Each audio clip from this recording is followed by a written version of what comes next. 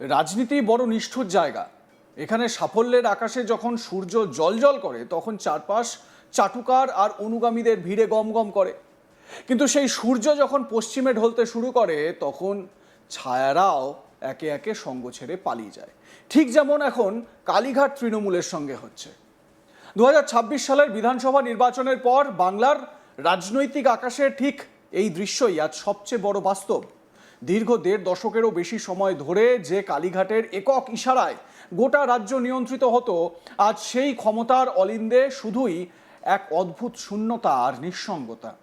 বিপুল জনসমর্থন নিয়ে এক নতুন রাজনৈতিক শক্তি রাজ্যে একক সংখ্যাগরিষ্ঠতা পেয়ে ক্ষমতায় আসার পর থেকেই যেন একটা যুগাবসান ঘটছে। আর তার চেয়েও বড় ধাক্কাটা আসছে দলের ভেতর থেকে।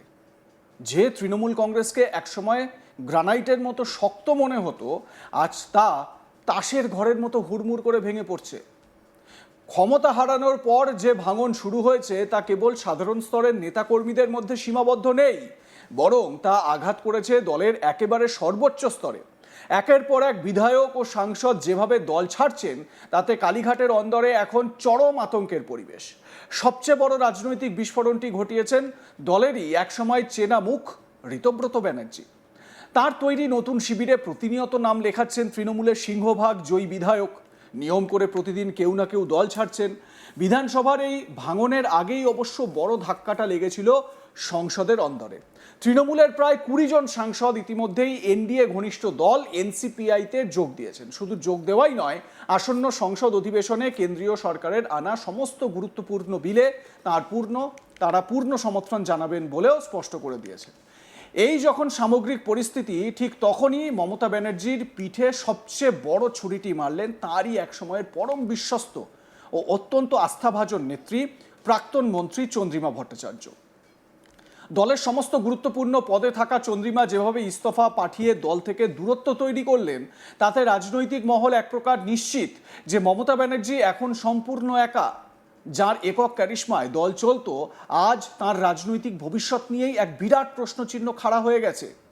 কালীঘাটের এই নজিরবিহীন বিপর্যয় এবং মমতা ব্যানার্জির এই নিঃসঙ্গতা নিয়ে বিরোধী শিবির যে এক চুলো জমি ছাড়বে না তা বলাই বাহুল্য। রবিবার কামারহাটির বুকে আয়োজিত একটি রক্তদান শিবিরের ফাঁকে কেন্দ্রীয় শিক্ষা প্রতিমন্ত্রী তথা বিজেপি সাংসদ সুকান্ত মজুমদার সাংবাদিকদের মুখোমুখি হয়ে যে ভাষায় কটাক্ষ করলেন তা রাজনৈতিকভাবে অত্যন্ত তাৎপর্যপূর্ণ, একই সঙ্গে অত্যন্ত আক্রমণাত্মকও বটে। সুকান্ত মজুমদার সরাসরি নেত্রীর বয়স এবং তার দীর্ঘ রাজনৈতিক কেরিয়ারকে নিশানা করে বলেন যে মমতা ব্যানার্জির এখন বয়স হয়েছে এবং তাঁরা বয়স্ক মানুষদের যথেষ্ট সম্মান করেন। কিন্তু বর্তমান রাজনৈতিক পরিস্থিতির দিকে তাকিয়ে তাঁর পরামর্শ, মমতা ব্যানার্জির উচিত এখন একটি গান গাওয়া, আমার যাওয়ার সময় হলো, দাও বিদায়। কেন্দ্রীয় প্রতিমন্ত্রী স্পষ্ট কথা, মমতা ব্যানার্জির এবার রাজনীতি থেকে স্থায়ীভাবে অবসর নেওয়া উচিত এবং নতুন সরকারের পক্ষ থেকে তারা তার সুস্থতা কামনা করছেন। এই একটা মন্তব্যই বুঝিয়ে দেয় যে বাংলার রাজনীতিতে তৃণমূল জামানা এখন কতটা অতীত এবং নতুন শাসক দল কতটা আত্মবিশ্বাসের সঙ্গে ময়দান কবজা করে নিয়েছে। কেন্দ্রীয় প্রতিমন্ত্রী সুকান্ত মজুমদার কি বলেছেন শুনুন। দেখুন, এখন তো মমতা বন্দ্যোপাধ্যায়ের ভবিষ্যৎ, ওনার বয়স হয়েছে, বয়স্ক মহিলা উনি।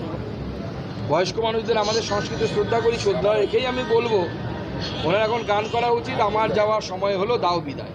রাজনীতি থেকে ওনার বিদায় নেওয়ার সময় হয়েছে, উনি সুস্থ থাকুন, ভালো করে বেঁচে থাকুন। আমরা সরকারের তরফ থেকে ওনার শারীরিক সুস্থতা কামনা করবো, প্রয়োজনীয় সহযোগিতা। তবে শুধু রাজনৈতিক ভাঙন বা দলবদলের খেলাতেই এই বিশ্লেষণ শেষ হচ্ছে না।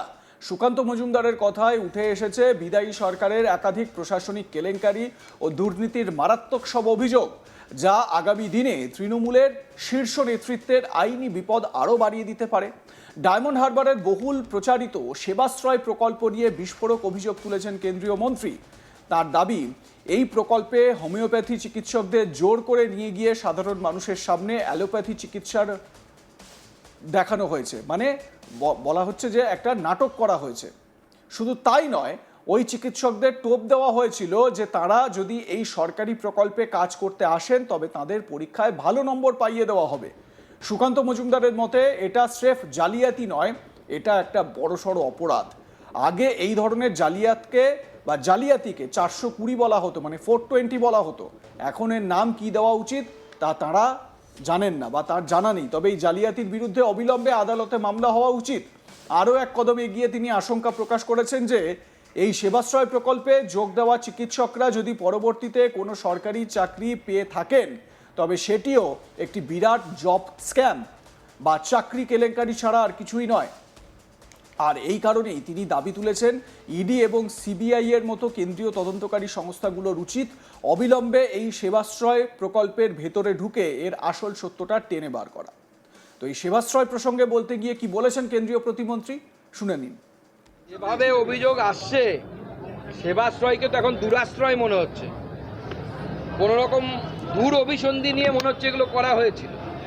এবং যেভাবে হোমিওপ্যাথি ডাক্তারও না, ছাত্র যারা, তাদেরকে নিয়ে এসে চিকিৎসা করানো হয়েছে এলোপ্যাথি ডাক্তার বলে, বিশিষ্ট নিউরো মেডিসিন স্পেশালিস্ট বলে।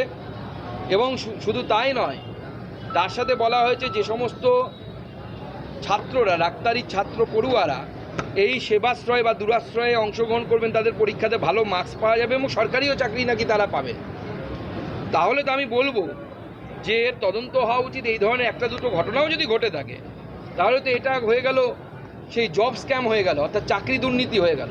এবং যেহেতু চাকরি দুর্নীতি আগে থেকে ইডি সিবিআই তদন্ত করছে, তাদের উচিত এটাকে নিজেদের তদন্তের আওতায় আনা যদি এই ধরনের ঘটনা ঘটে থাকে যে সেবাশ্রয় বা দুরাশ্রয়ে যারা গেছিলেন তারা সরকারি চাকরি পেয়েছেন। এই ধরনের ঘটনা ঘটলে এটাও জব স্ক্যাম, এটাও চাকরি দুর্নীতি। আসল চিকিৎসক নয়, এরা নকল চিকিৎসক দিয়ে সেবাশ্রয় চালানো হতো। না, সেটা তো আমি বললাম যে প্রায় 50-60 জন নাকি হোমিওপ্যাথি কলেজ থেকে পড়ুয়া নিয়ে গিয়ে তাদেরকে অ্যালোপ্যাথি চিকিৎসক বলে চালানো হয়েছে। যদি হোমিওপ্যাথি চিকিৎসকরা গিয়ে হোমিওপ্যাথি মেডিসিন দেন কোনো অসুবিধা নেই, সেটা ঠিক আছে। কিন্তু তাদেরকে নিয়ে গিয়ে যদি কেউ নিউরো মেডিসিন, কেউ নিউরো সার্জেন বা কেউ গ্যাস্ট্রোএন্টারোলজি বলে চালিয়ে দেয় তাহলে তো সেটা অন্যায়। এবং সেটা আগে তো 420 ছিল, এখন কত হয়েছে আমার জানা নেই। সেই কেসে তো তার মামলা হওয়া উচিত।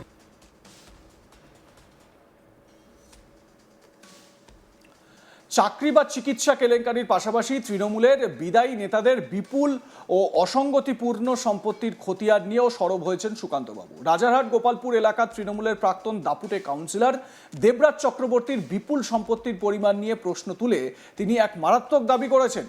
কেন্দ্রীয় প্রতিমন্ত্রীর দাবি অনুযায়ী বর্তমানে দেবরাজ চক্রবর্তীর সম্পত্তির পরিমাণ প্রায় 1,500 কোটি টাকা। একজন প্রাক্তন পুর প্রতিনিধির এই বিপুল পরিমাণ সম্পত্তি কিভাবে হলো এবং এই দুর্নীতির টাকা কোথায় গিয়ে থামবে তা নিয়ে রীতিমতো বিস্ময় প্রকাশ করেছেন তিনি।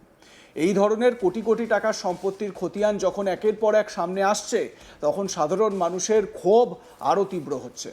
কি বলছেন সুকান্ত মজুমদার, শোনাবো আপনাদের।